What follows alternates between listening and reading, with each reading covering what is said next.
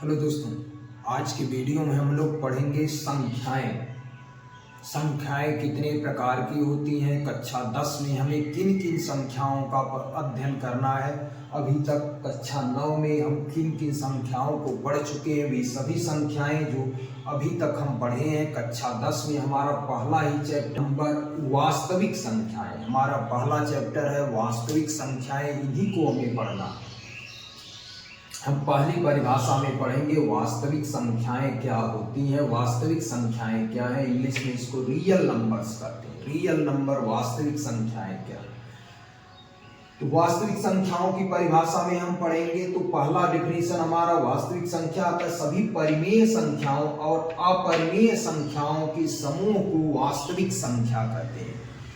सभी परिमेय संख्याएं और अपरिमेय संख्याओं को अगर हम मिला दें, जो जितनी भी हमारे पास परिमेय संख्या है इस दुनिया में और जो कि अपरिमेय संख्याएं, दोनों को मिला दिया जाए तो जो संख्याएं हमें प्राप्त होती है वे संख्याएं, उन संख्याओं के समूह को हम वास्तविक संख्या कहते हैं। तो इस परिभाषा ऐसा ही हमने बनाया, सभी परिमेय संख्याओं और अपरिमेय संख्याओं के समूह को वास्तविक संख्या कहते हैं। अथवा में हमने एक परिभाषा बनाया है, लिखा है यहाँ पर वास्तविक संख्याएं वे संख्याएं जिनका पूर्ण वर्ग धनात्मक हो वास्तविक संख्याएं कहलाती हैं। वे संख्याएं जिनका पूर्ण वर्ग धनात्मक हो उन्हें वास्तविक संख्या कहते हैं। अगर आपको उदाहरण के तौर पर एक दे दिया गया, करणी में -2 कैसी संख्या है, तो आप क्या करेंगे, देखेंगे कि इसका पूर्ण वर्ग कर देंगे अगर, तो क्या मिल रहा है, पूर्ण वर्ग इसका -2 जो कि ऋणात्मक मिल रहा है, मतलब ये जो है वास्तविक संख्या नहीं है। ये कौन सी संख्या है, काल्पनिक संख्या है, जो कि कक्षा 11 में आपको पढ़ने को मिलेगा। जो है करणी में -2 एक काल्पनिक संख्या।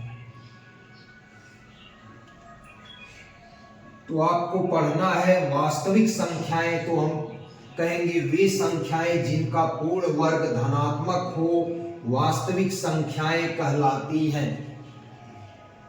अगर हमें वास्तविक संख्याओं को पहचानने को कहा जाए कि कौन सी संख्याएं वास्तविक हैं, कौन सी वास्तविक नहीं है या काल्पनिक है, तो हम क्या करेंगे, संख्याओं का वर्ग कर देंगे। अगर वो धनात्मक आएगा तो संख्याएं वास्तविक होंगी, नहीं तो संख्याएं वास्तविक नहीं होंगी। ऐसा क्वेश्चन आपको कंपटीशन वगैरह में कहीं भी मिल सकता है। तो ये परिभाषा जो है नीचे वाली आपको काम करेगी और ऊपर वाला परिभाषा हम कक्षा 9 में 10 में जो है ये एकेडमिक में हम पढ़ते ही रहते हैं।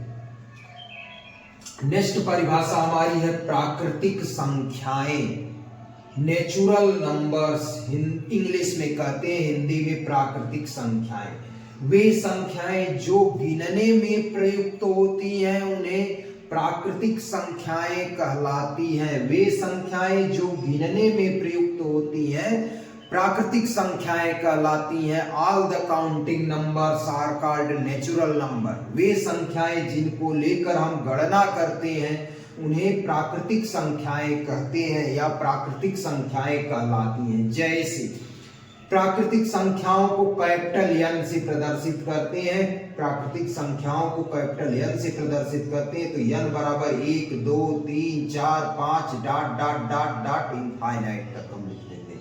प्राकृतिक संख्याओं को कैपिटल एन से हम प्रदर्शित करते हैं। पूर्ण संख्याएं, होल नंबर्स। अगली परिभाषा हमारे पास पूर्ण संख्याएं, होल नंबर। परिभाषा, यदि प्राकृतिक संख्याओं के समूह में शून्य को भी सम्मिलित कर लिया जाए तो वे संख्याएं पूर्ण संख्याएं कहलाती हैं। यदि प्राकृतिक संख्याओं में शून्य को भी सम्मिलित कर लिया जाए, प्राकृतिक संख्याएं थी 1 2 3 4 5 6 डॉट डॉट डॉट अनंत तक जितनी भी संख्याएं दुनिया में आगे, उन सभी को प्राकृतिक संख्याएं कहते हैं। इसी में अगर शून्य भी आ जाए, इसी में देखिए शून्य लगा दिया गया, तो ये जो है कौन सी संख्या हो गई, पूर्ण संख्या। तो वही लिखा गया पूर्ण संख्याएं। यदि प्राकृतिक संख्याओं के समूह में शून्य को भी सम्मिलित कर लिया जाए तो वे संख्याएं पूर्ण संख्याएं कहलाती हैं। पूर्ण संख्याओं के समूह को W से प्रदर्शित करते हैं। W बराबर 0 1 2 3 4 5 6 डॉट डॉट डॉट अनंत तक हम लिख सकते हैं। तो हमने अभी तक पढ़ा वास्तविक संख्याएं, प्राकृतिक संख्याएं, पूर्ण संख्याएं, real number, natural number, whole number. Next संख्या हमारे पास है पूर्णांक। सभी पूर्ण संख्याओं और प्राकृतिक संख्याओं के ऋणात्मकों के संग्रह को पूर्णांक कहते हैं। पूर्णांक की परिभाषा देखिए क्या लिखा गया है, सभी पूर्ण संख्याओं और प्राकृतिक संख्याओं के ऋणात्मकों के संग्रह को पूर्णांक कहते हैं। इसे जड़ से प्रदर्शित करते हैं। बहुत ही इंपॉर्टेंट परिभाषा है पूर्णांक। सभी पूर्ण संख्याओं और प्राकृतिक संख्याओं के ऋणात्मकों के संग्रह को पूर्णांक कहते हैं। इसे जड़ से प्रदर्शित करते हैं। तो सभी पूर्ण संख्याओं देखिए 0 है, 0 के इधर जितनी भी ये कौन सी संख्याएं हैं, पूर्ण संख्याएं। और प्राकृतिक संख्याओं के ऋणात्मकों मतलब प्राकृतिक संख्या में माइनस लगा दिया जाए तो -1 -2 -3 -4 ये अनंत तक प्राकृतिक संख्याओं के ऋणात्मकों के संग्रह को, दोनों के संग्रह को हम क्या कहते हैं, पूर्णांक कहते हैं। संख्या रेखा पर हम जो है अगर दर्शाएं तो पूर्णांकों को ही हम संख्या रेखा पर दर्शाते हैं। ये देखिए संख्या रेखा हो गई, यहाँ 0 है, फिर 1 होता है, 1 2 3 4 5 रेखा है, आगे बढ़ती जाएगी अनंत तक। ऐसे -1 -2 -3 -4 ये जो है संख्या रेखा पर आप प्रदर्शित कर सकते हैं। तो हम कहें कि सभी पूर्ण संख्याओं और प्राकृतिक संख्याओं के ऋणात्मकों के संग्रह को पूर्णांक कहते हैं। पूर्णांक को जड़ से प्रदर्शित करते हैं। पूर्णांक को आई से भी प्रदर्शित करते हैं क्योंकि इंटीजर होता है तो इसको जड़ और आई दोनों से प्रदर्शित करते हैं। अगला डिफिनीशन है, बहुत ही इंपॉर्टेंट डिफिनीशन है, परिमेय संख्याएं, रेशनल नंबर। वे संख्याएं, परिमेय संख्याएं, वे संख्याएं जिन्हें P/Q के रूप में लिखा जा सके, जहां P तथा Q पूर्णांक है और Q बराबर 0 नहीं है, परिमेय संख्याएं कहलाती हैं। वे संख्याएं, परिमेय संख्याओं की परिभाषा में हम पढ़ते रेशनल नंबर में, वे संख्याएं जिन्हें P/Q के रूप में लिखा जा सके, जहां P तथा Q पूर्णांक है तथा Q बराबर 0 नहीं, परिमेय संख्याएं कहलाती हैं। परिमेय संख्याओं के संग्रह को Q से प्रदर्शित करते हैं। जैसे में हमने लिख दिया है Q बराबर 1/2 -1/2 1/4 कुछ भी लिख सकते हैं, 1/6 2/8 ये सभी परिमेय संख्याएं। तो वे संख्याएं जिन्हें P/Q के रूप में लिखा जा सके, जहां P तथा Q क्या है, पूर्णांक है, ये ध्यान रखने की बात है। और Q is not equal to 0, Q बराबर 0 नहीं है, परिमेय संख्याएं कहलाती हैं। दो परिमेय संख्याओं के मध्य अपरिमित रूप से अनेक परिमेय संख्याएं होती हैं। दो परिमेय संख्याओं के मध्य अपरिमित रूप से अनेक परिमेय संख्याएं होती हैं। शून्य ना तो धनात्मक और ना ही ऋणात्मक पूर्णांक। शून्य की बात करें तो शून्य ना ही धनात्मक है और ना ही ऋणात्मक पूर्णांक है।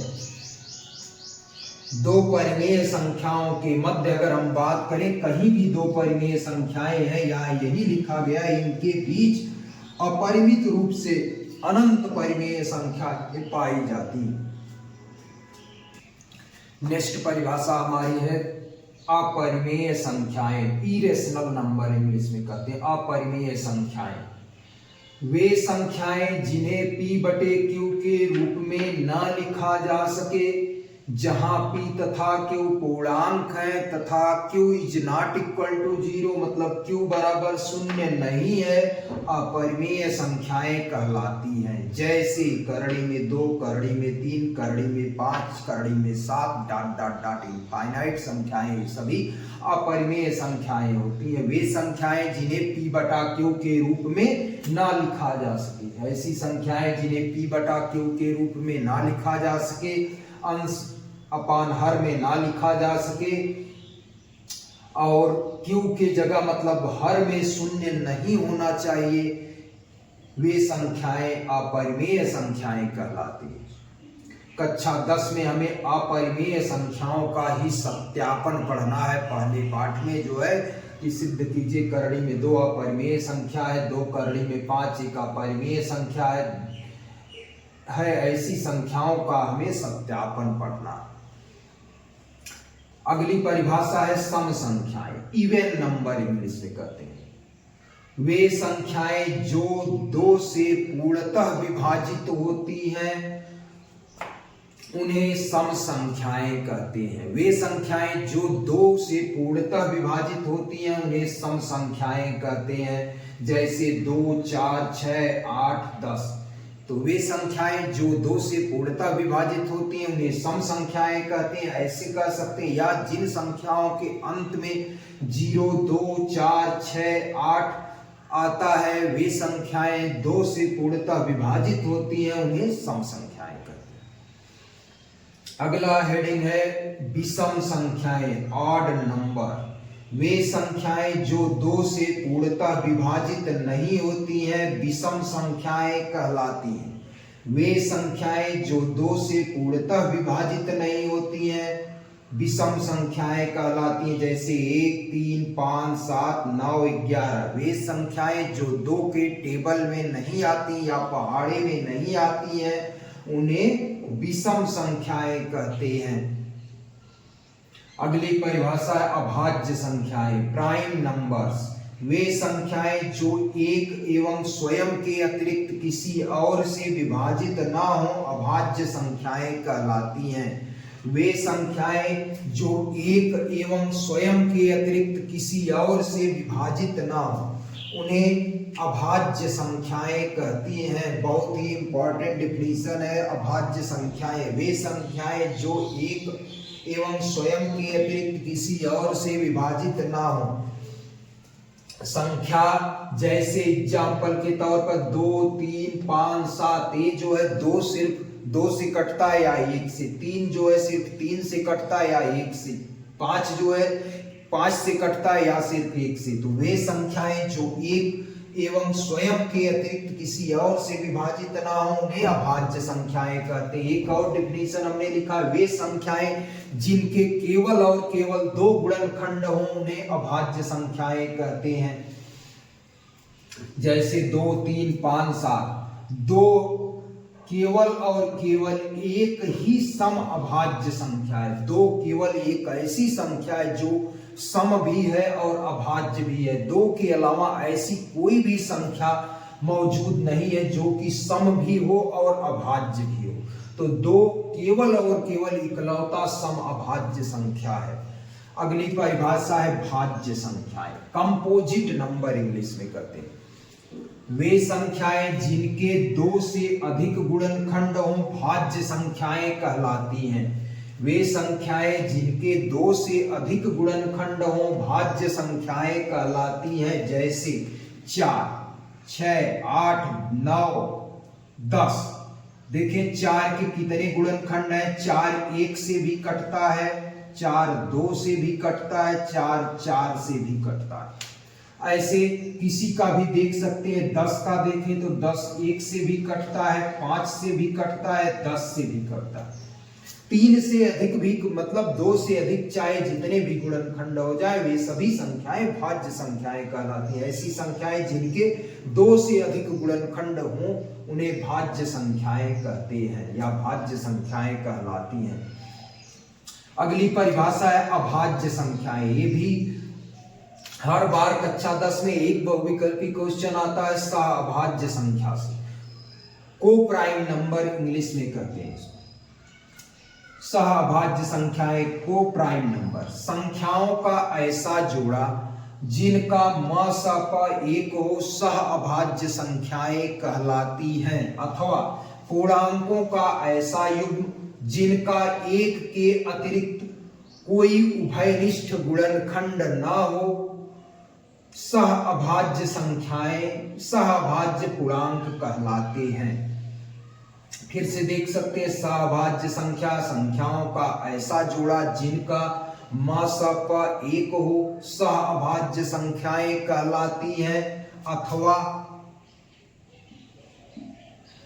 पूर्णांकों का ऐसा युग्म जिनका एक के अतिरिक्त कोई उभयनिष्ठ गुणनखंड ना हो सहअभाज्य पूर्णांक कहलाते हैं।